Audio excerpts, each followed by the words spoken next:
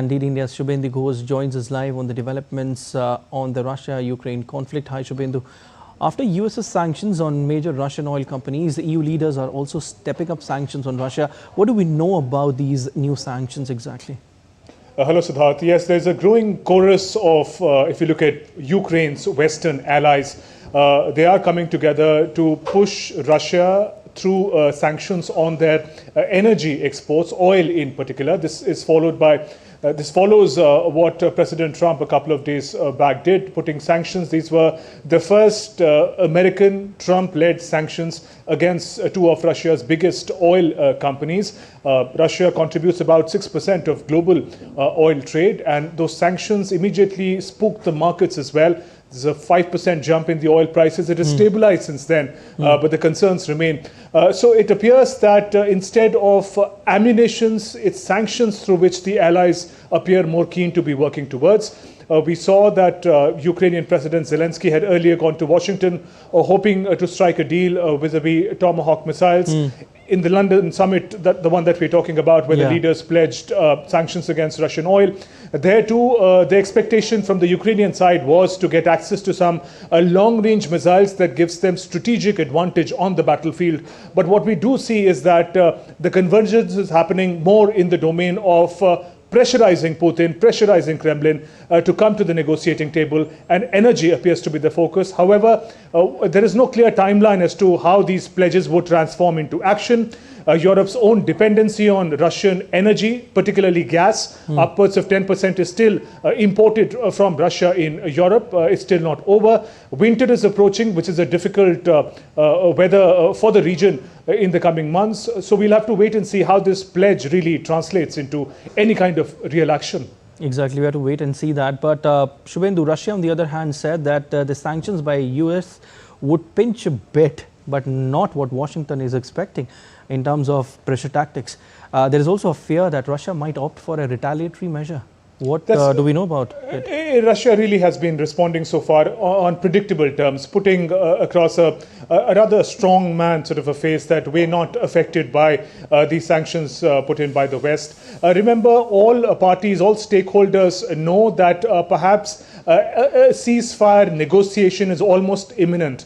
And depending upon what position one presents oneself as, how vulnerable or how strong will determine the manner in which the ceasefire could in fact materialize and what one could gain from it. So in that sense, Russia saying that the American sanctions, those were the first ones to be announced, will not affect Russia's economy much. It will be able to sustain it. However, it did mention that some semblance of bonhomie, of normalcy that appeared to be forming through the Alaska summit between President Trump and President Putin, that goodwill is likely to be diluted by these sanctions that the American president has announced. But so far, Russia responding to it on predictable lines that what the West does not impact Kremlin.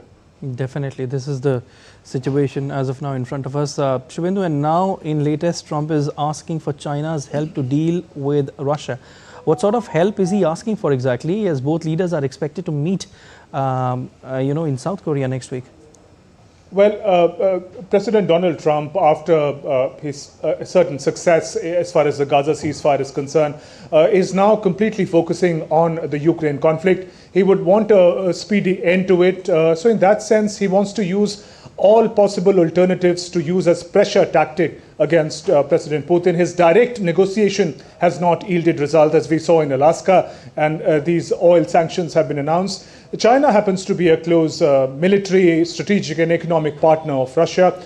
He's hoping that after these oil sanctions, which is going to bite China as well, there would be certain pressure that President Trump indirectly could exert through China on President Putin and Kremlin to be able to arrive at the goal that he's looking at, bringing President Putin onto the negotiating table. Definitely. But Shubhendu, my question is that ultimately, when we are talking about a solution, it can only be done when both the parties will sit across the table and talk it out, because no solution have ever been found on the battlefield, and dialogue and diplomacy is the only way where you can get any solution. Like India has always been saying that dialogue and diplomacy is the only solution when it comes to ending a conflict. So How do you assess this? That's right, Siddharth.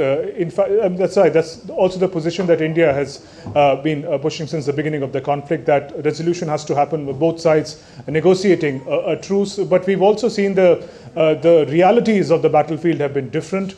Both sides have tall expectations from what must come out of a ceasefire.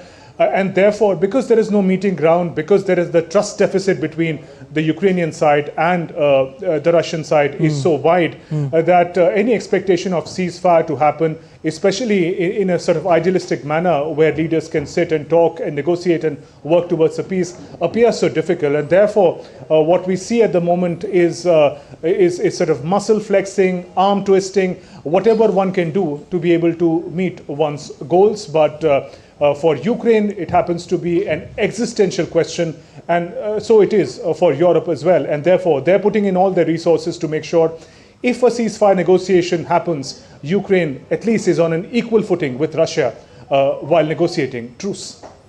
All right, Shubhendu, we leave it there. Thank you so much.